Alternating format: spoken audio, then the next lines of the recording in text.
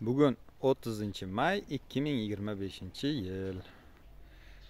Yana bir haftalik hisobot vaqti keldi. Manzaradan ko'rib turilganidek, bulg'or qalampirlarimiz ancha palak otdi. Shu birinchi tozalangan issiqxonamiz. O'tgan videoda aytdik, bularning yiqilish holati bo'lyapti, boshlanyapti deb. Uni yechimi sifatida biz aytgan yonida ip tortish ishini qildik. Sal suyab turibdi. Bu iplarni ko'tarish uchun mana bu yerdan boylab ip narigi tarafdan o'tkazib, mana bu ip bilan tepaga ildik.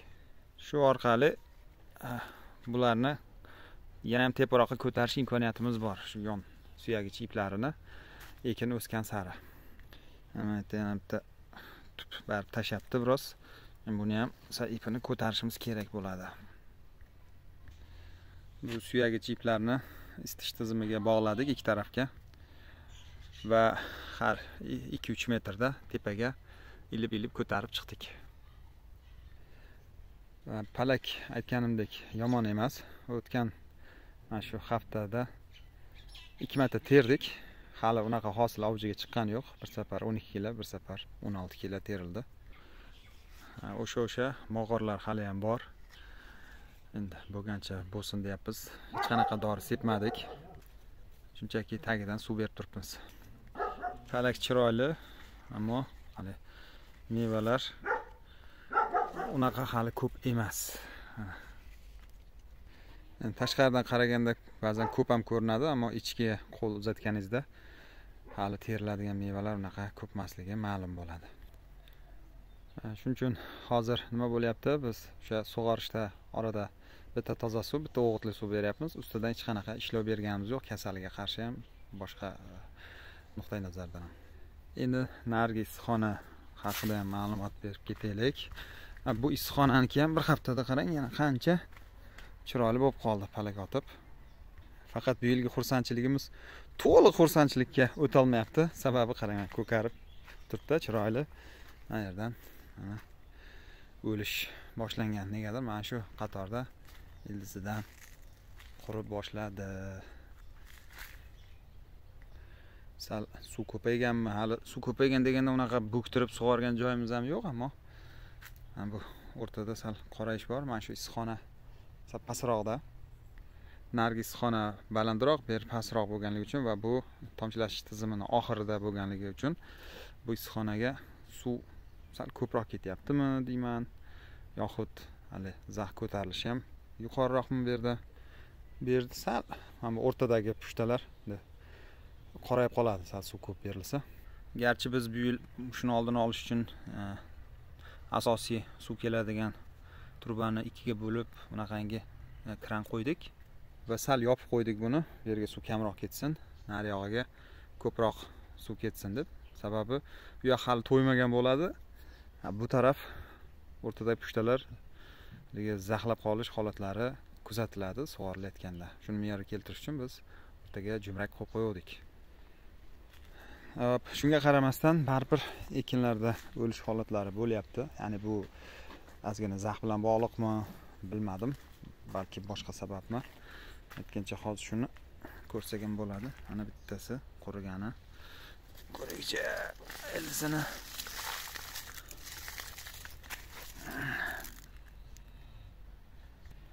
Ildiz jigarang bo'lib qolgan bu.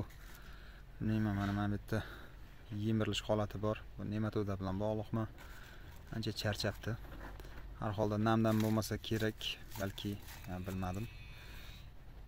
Xullas, nima sabab bo'lsa ham bo'lyapti. Ekinlar biroz o'lyapti.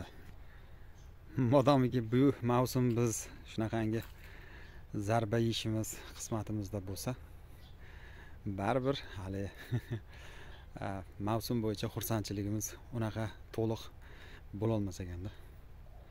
Endi hozir bitta masala ko'tarilyapti. Bundan 2 hafta oldingi videomizda bir to'xtaldim. Yerimizni bulg'or qalampirdan keyin tozalab, bitta shu suvga bo'ktirib, ustidan plyonka yopib, dimlatmoqchimiz deb aytdim, xotiram pand bermasa. shunaqa dimlansa yozning issig'ida ayniqsa bir 40-50 santimetr chuqurlikdagi butun zararli hasharotlar deymizmi, zamburug'lar, hali nematoda hammasi pishib o'lar ekanda. Shu orqali hali yerni ancha tozalash mumkin. Faqat bu holatda yerdagi foydali mikroorganizmlar ham batamom o'lib ketadi ekan. O'sha videomizni ko'rgan bir obunachimiz aytib o'tgan edi, men qiluvdim aka. Bu yerni endi tiriltirish uchun foydali mikroorganizmlarni kerakli miqdorda jonlantirish uchun bir kamida 2 yil vaqt ketar ekan deb aytayapti. Aslida men xabarim bor edi shu foydali mikroorganizmlar ham o'lishini. Faqat ya'ni foydali mikroorganizmlar ham o'lib ketgandan keyin bizni yetishtiradigan ekinimizda qanchalik buni ahamiyati bor yo'qligini men bilmayotgandim. Muhimi nematodani yo'qotsak bo'ldi degan fikrim bor edi va zamburug'larni, boshqa kasalliklar tushmasa bu ham yaxshi deb turdim. Biroq agar foydali mikroorganizmlar bo'lmasa, biz undan ham ko'p zarar ko'rib qolmaymizmi degan fikr aqlimga kelib boshladi obunachimizning izohidan keyin. Bu yerda hech qanaqa foydali mikroorganizm bo'lmasa, bu yerda ekin qanday rivojlanadi? Kasallikka moyilligi ko'payib ketib qolmasmikan degan fikrlarim bor.